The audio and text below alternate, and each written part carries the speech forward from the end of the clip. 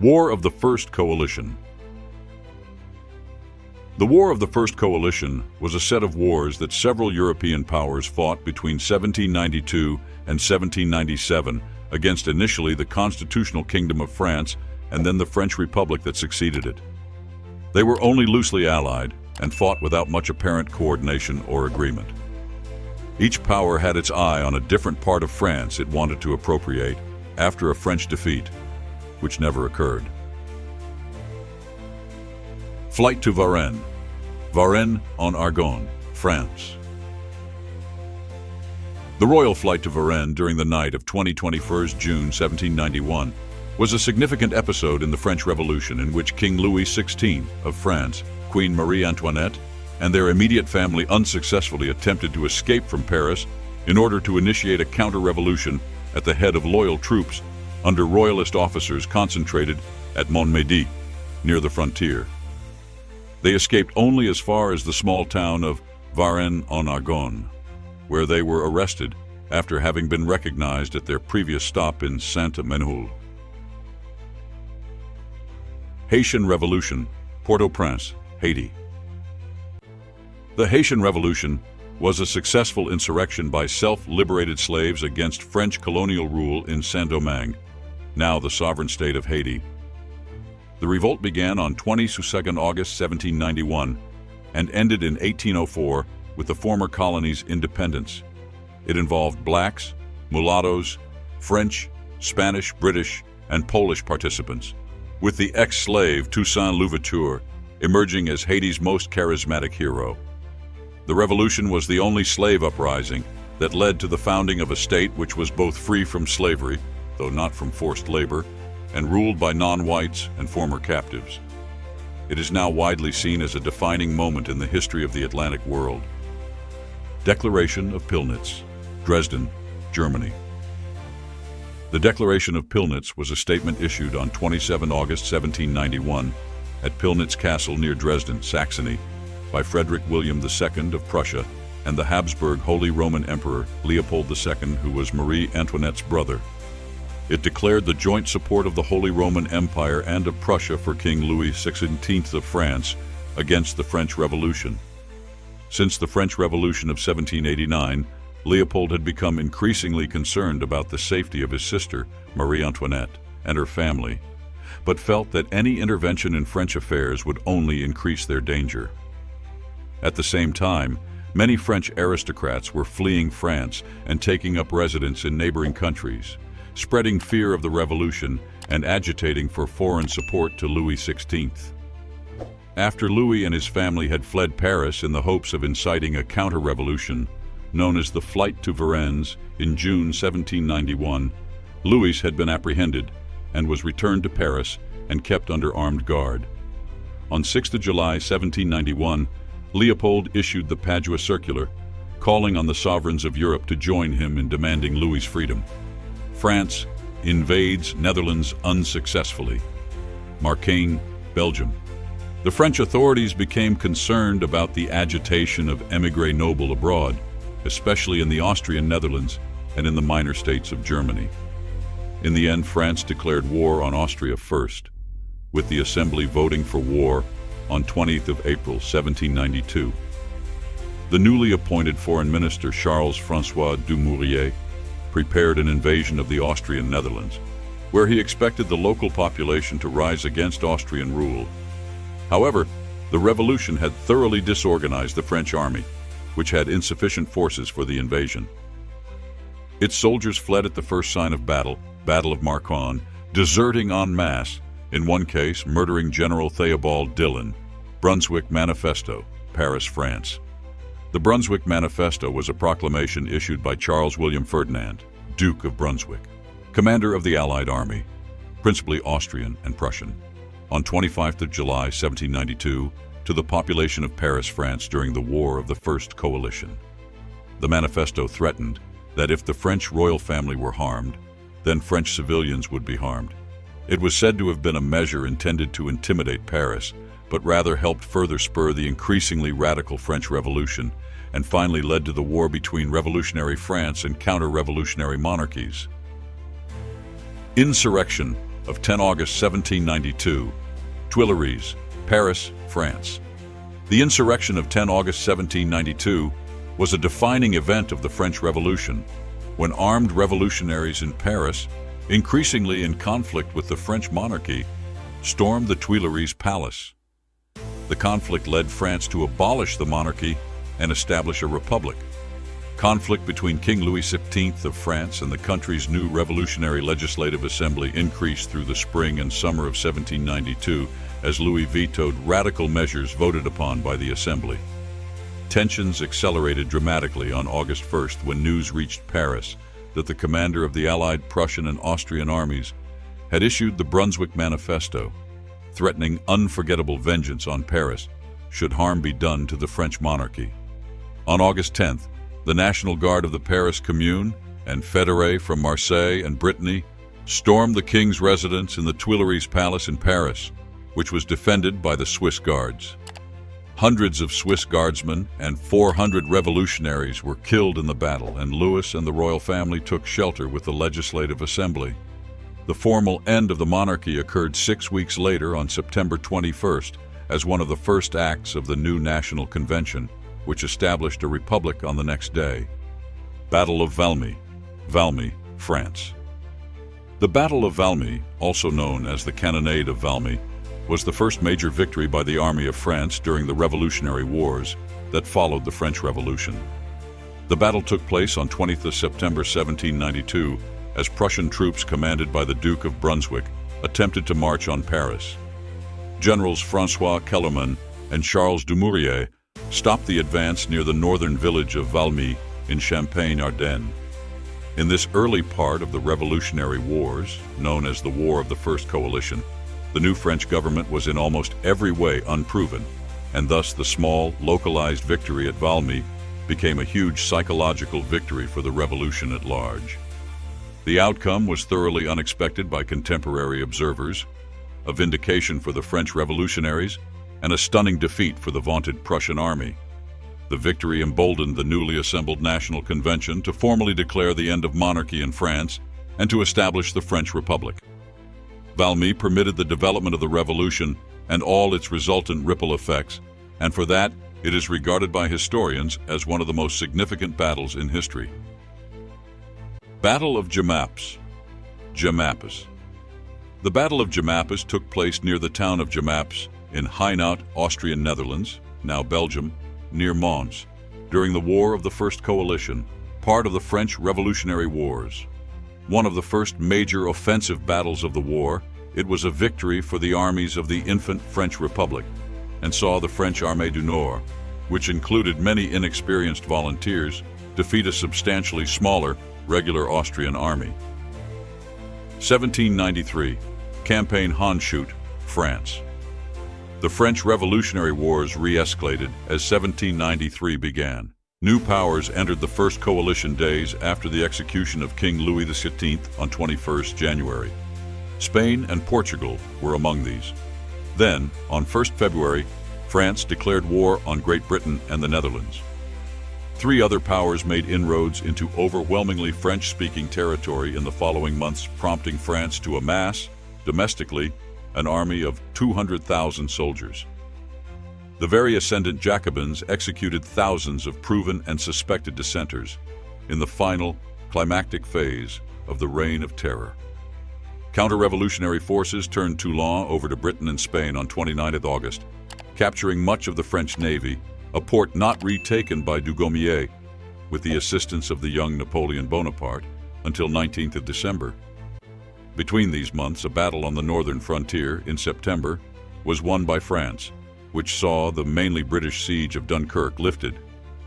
The year ended with France's government, the National Convention, who laid the foundations for the First French Republic, launched the next year, having rebuffed attacks from the south and southeast, but having made an unsuccessful counter into Piedmont toward Turin. French First Republic, Louis XVI, executed. Place de la Concorde, Paris, F. In the September massacres, between 1,100 to 1,600 prisoners held in Parisian jails were summarily executed, the vast majority of whom were common criminals. On 22nd September, the convention replaced the monarchy with the French First Republic and introduced a new calendar, with 1792 becoming year one. The next few months were taken up with the trial of citoyen Louis Capet, formerly Louis XVI. While the convention was evenly divided on the question of his guilt, members were increasingly influenced by radicals centered in the Jacobin clubs and Paris Commune. On 16th of January 1793, he was convicted, and on 21st January, he was executed by guillotine. War in the Vendée, Maine-et-Loire, France. The war in the Vendée was a counter-revolution in the Vendée region of France during the French Revolution. The Vendée is a coastal region, located immediately south of the Loire River in western France. Initially, the war was similar to the 14th century Jacquerie peasant uprising, but quickly acquired themes considered by the Jacobin government in Paris to be counter-revolutionary and royalist. The uprising, headed by the newly formed Catholic and Royal Army, was comparable to the Chouannerie, which took place in the area north of the Loire. Levée en masse, Paris, France. In response to this desperate situation, at war with European states and insurrection, Paris petitioners and the Fédérés demanded that the convention enact a levée en masse. In response, convention member Bertrand Barrère asked the convention to decree the solemn declaration that the French people was going to rise as a whole for the defense of its independence. The convention fulfilled Barrére's request on 16th August when they stated that the levée en masse would be enacted. All unmarried able-bodied men between 18 and 25 were requisitioned with immediate effect for military service. This significantly increased the number of men in the army, reaching a peak of about 1,500,000 in September 1794, although the actual fighting strength probably peaked at no more than 800,000. For all the rhetoric, the levée en masse was not popular. Desertion and evasion were high. However, the effort was sufficient to turn the tide of the war, and there was no need for any further conscription until 1797, when a more permanent system of annual intakes was instituted. Its main result, protecting French borders against all enemies, surprised and shocked Europe. The levée en masse was also effective in that by putting on the field many men, even untrained, it required France's opponents to man all fortresses and expand their own standing armies, far beyond their capacity to pay professional soldiers. Siege of Toulon. Toulon, France. The Siege of Toulon, 29th August, 19th December 1793, was a military engagement that took place during the Federalist revolts of the French Revolutionary Wars. It was undertaken by Republican forces against Royalist rebels, supported by Anglo-Spanish forces in the southern French city of Toulon. It was during this siege that young Napoleon Bonaparte first won fame and promotion when his plan, involving the capture of fortifications above the harbor, was credited with forcing the city to capitulate and the Anglo-Spanish fleet to withdraw. The British siege of 1793 marked the first involvement of the Royal Navy with the French Revolution. Reign of Terror, Paris, France. Throughout the winter of 1792 and spring of 1793, Paris was plagued by food riots and mass hunger. The new convention did little to remedy the problem until late spring of 1793, occupied instead with matters of war. Finally, on 6 April 1793, the convention created the Committee of Public Safety and was given a monumental task to deal with the radical movements of the enragés, food shortages and riots, the revolt in the Vendée and in Brittany, recent defeats of its armies, and the desertion of its commanding general. Most notably, the Committee of Public Safety instated a policy of terror, and the guillotine began to fall on perceived enemies of the Republic at an ever-increasing rate, beginning the period known today as the Reign of Terror. There was a sense of emergency among leading politicians in France in the summer of 1793 between the widespread civil war and counter-revolution. Bertrand Barrère exclaimed on 5th of September 1793 in the convention, "Let's make terror the order of the day." This quote has frequently been interpreted as the beginning of a supposed system of terror, an interpretation no longer retained by historians today.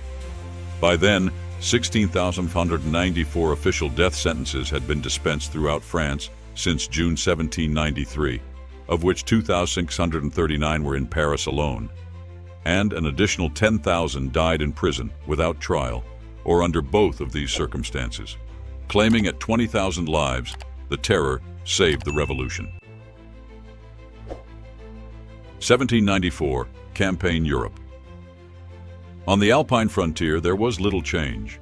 With the French invasion of Piedmont failing, on the Spanish border, the French under General Dugommier rallied from their defensive positions at Bayonne and Perpignan, driving the Spanish out of Roussillon and invading Catalonia.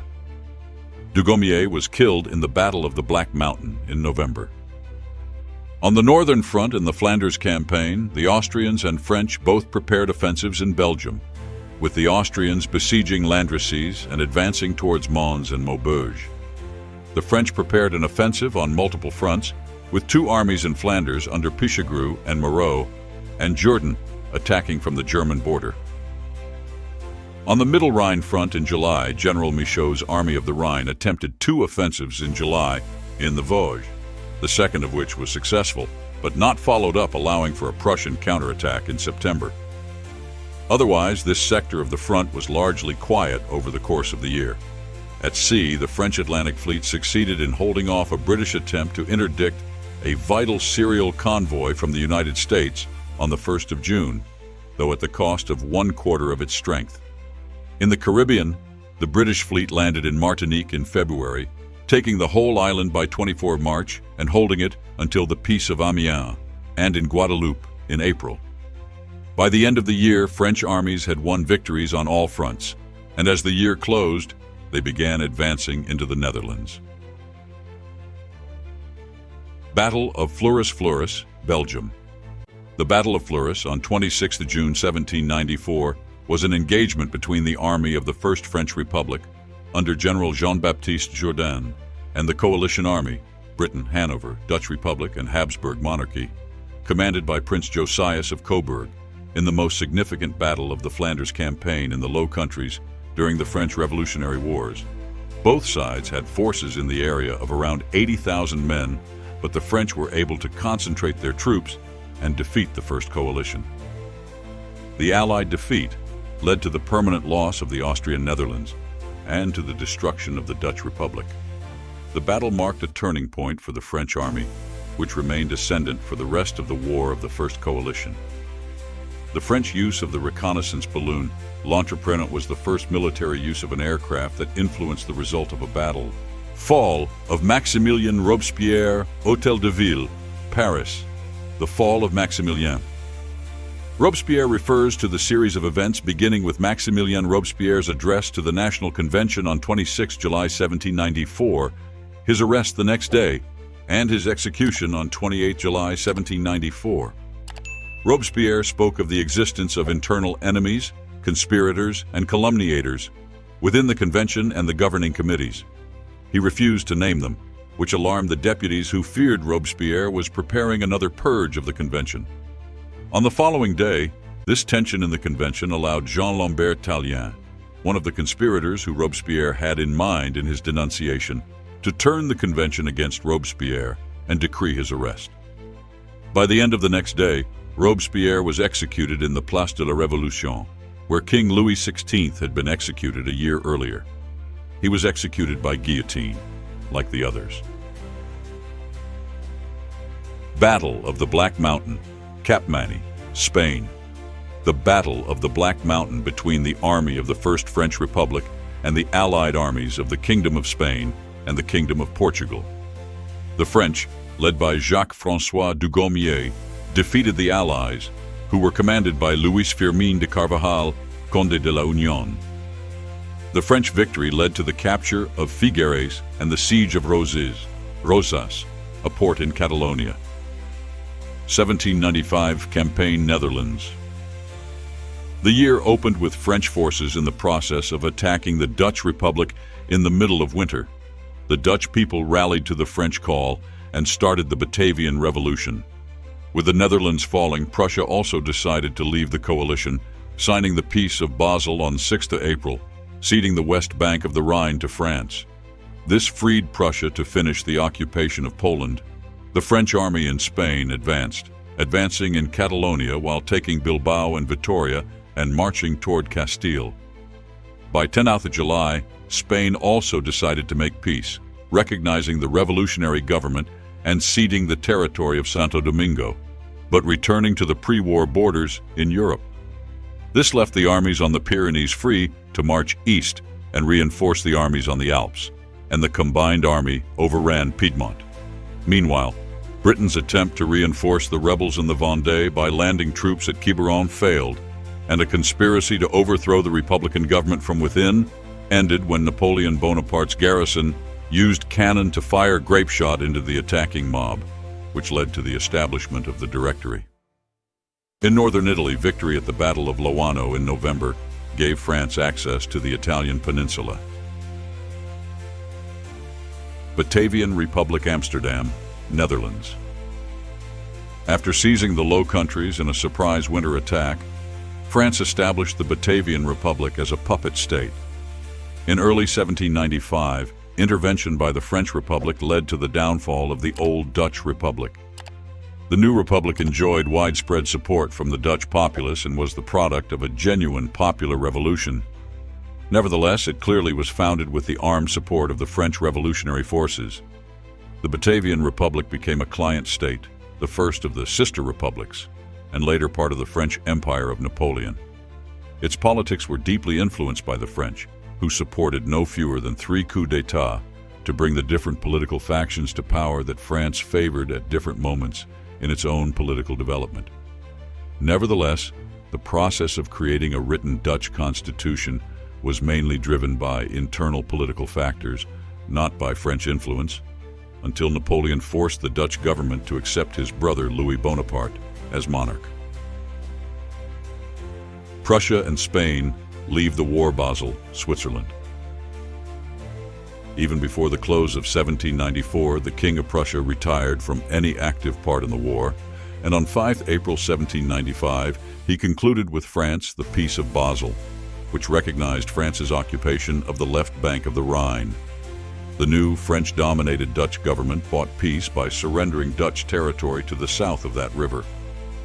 A treaty of peace between France and Spain followed in July. The Grand Duke of Tuscany had been admitted to terms in February. The coalition thus fell into ruin, and France proper would be free from invasion for many years. With great diplomatic cunning, the treaties enabled France to placate and divide its enemies of the first coalition, one by one. Thereafter, revolutionary France emerged as a major European power. Enter Napoleon Saint-Roch, Paris. The Comte d'Artois landed at Ile-Dieu with 1,000 émigrés and 2,000 British troops. Bolstered by this force, the Royalist troops began marching on Paris in early October 1795. This number would balloon as it got closer to the capital. General Menou was given command of the defense of the capital, but he was severely outnumbered with only 5,000 troops on hand to resist the 30,000-man Royalist army. Young General Napoleon Bonaparte was aware of the commotion, and he arrived at the convention around this time to find out what was happening. Bonaparte accepted, but only on the condition that he was granted complete freedom of movement. Bonaparte commanded throughout the 2-hour engagement and survived unscathed, despite having his horse shot from under him. The effect of the grape shot and the volleys from the Patriot forces caused the Royalist attack to waver. Bonaparte ordered a counterattack led by Murat's squadron of chasseurs. The defeat of the Royalist insurrection extinguished the threat to the convention. Bonaparte became a national hero and was quickly promoted to General de Division. Within 5 months, he was given command of the French army conducting operations in Italy. The Directory St. Cloud, France. The Directory was the governing 5-member committee in the French First Republic from 2nd November 1795 until 9th November 1799, when it was overthrown by Napoleon Bonaparte in the coup of 18 Brumaire and replaced by the Consulate. Napoleon invades Italy, Genoa, Italy. The French prepared a great advance on 3 fronts, with Jourdan and Jean-Victor Marie Moreau on the Rhine and the newly promoted Napoleon Bonaparte in Italy. The 3 armies were to link up in Tyrol and march on Vienna. In the Rhine campaign of 1796, Jourdan and Moreau crossed the Rhine River and advanced into Germany. Jourdan advanced as far as Amberg in late August, while Moreau reached Bavaria and the edge of Tyrol by September. However, Jourdan was defeated by Archduke Charles, Duke of Teschen, and both armies were forced to retreat back across the Rhine. Napoleon, on the other hand, was successful in a daring invasion of Italy. In the Montanata campaign, he separated the armies of Sardinia and Austria, defeating each one in turn, and then forced a peace on Sardinia. Following this, his army captured Milan and started the siege of Mantua. Bonaparte defeated successive Austrian armies sent against him under Johann Peter Beaulieu, Dagobert Siegmund von Wurmser, and Joseph Alvinci, while continuing the siege. Rhine Campaign of 1796, Würzburg, Germany. In the Rhine Campaign of 1796, June 1796 to February 1797, two First Coalition armies under the overall command of Archduke Charles outmaneuvered and defeated two French Republican armies. This was the last campaign of the War of the First Coalition, part of the French Revolutionary Wars. The French military strategy against Austria called for a three-pronged invasion to surround Vienna, ideally capturing the city and forcing the Holy Roman Emperor to surrender and accept French revolutionary territorial integrity. The French assembled the army of Sambre and Meuse, commanded by Jean-Baptiste Jourdan, against the Austrian army of the Lower Rhine in the north. The army of the Rhine and Moselle, led by Jean-Victor Marie Moreau, opposed the Austrian army of the Upper Rhine in the south. A third army, the Army of Italy, commanded by Napoleon Bonaparte, approached Vienna through northern Italy. French expedition to Ireland. Bantry Bay, Ireland. The French expedition to Ireland, known in French as the Expedition d'Irlande, Expedition to Ireland, was an unsuccessful attempt by the French Republic to assist the outlawed Society of United Irishmen, a popular rebel Irish Republican group, in their planned rebellion against British rule during the French Revolutionary Wars. The French intended to land a large expeditionary force in Ireland during the winter of 1796-1797, which would join with the United Irishmen and drive the British out of Ireland. The French anticipated that this would be a major blow to British morale, prestige, and military effectiveness, and was also intended to possibly be the first stage of an eventual invasion of Britain itself. To this end, the Directory gathered a force of approximately 15,000 soldiers at Brest under General Lazare Hoche during late 1796, in readiness for a major landing at Bantry Bay in December. The operation was launched during one of the stormiest winters of the 18th century, with the French fleet unprepared for such severe conditions. Patrolling British frigates observed the departure of the fleet and notified the British Channel Fleet, most of which was sheltering at Spithead for the winter. Within a week, the fleet had broken up, small squadrons and individual ships making their way back to Brest through storms, fog, and British patrols. In total, the French lost 12 ships captured or wrecked and thousands of soldiers and sailors drowned, without a single man reaching Ireland except as prisoners of war. Austria sues for peace, Mantua, Italy. On 2 February, Napoleon finally captured Mantua, with the Austrians surrendering 18,000 men. Archduke Charles of Austria was unable to stop Napoleon from invading the Tyrol, and the Austrian government sued for peace in April. At the same time, there was a new French invasion of Germany under Moreau and Hoche. Battle of Cape St. Vincent, Cape St. Vincent. After the signing of the Treaty of San Ildefonso in 1796, allying Spanish and French forces against Great Britain, the British Navy blockaded Spain in 1797, impairing communications with its Spanish Empire. The Spanish declaration of war on Britain and Portugal in October 1796 made the British position in the Mediterranean untenable. The combined Franco-Spanish fleet of 38 ships of the line heavily outnumbered the British Mediterranean fleet of 15 ships of the line, forcing the British to evacuate their positions in first Corsica and then Elba. It was a great and welcome victory for the Royal Navy. 15 British ships had defeated a Spanish fleet of 27, and the Spanish ships had a greater number of guns and men.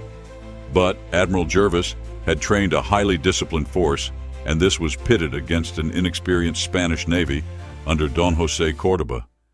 The Spanish men fought fiercely but without direction. After the San Jose was captured, it was found that some of her guns still had their tampions in the muzzles. The confusion amongst the Spanish fleet was so great that they were unable to use their guns without causing more damage to their own ships than to the British. Jervis resumed his blockade of the Spanish fleet in Cadiz. The continuation of the blockade for most of the following 3 years largely curtailed the operations of the Spanish fleet until the Peace of Amiens in 1802.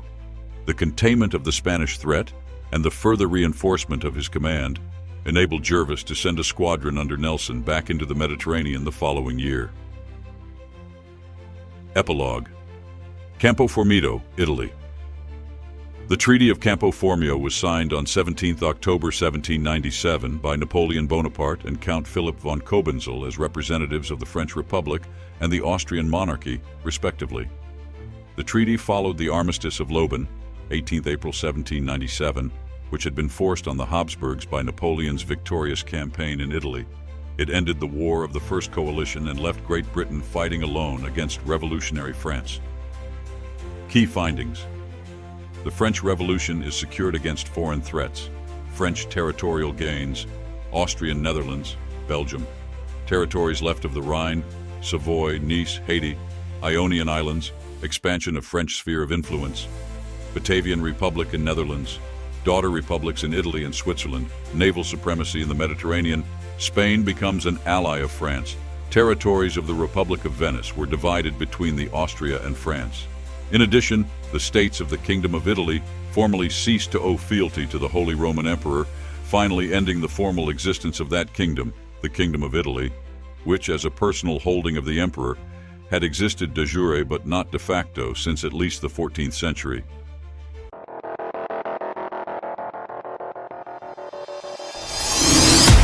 We offer you deep historical information from History on YouTube channel. Subscribe. Now don't forget to turn on notifications.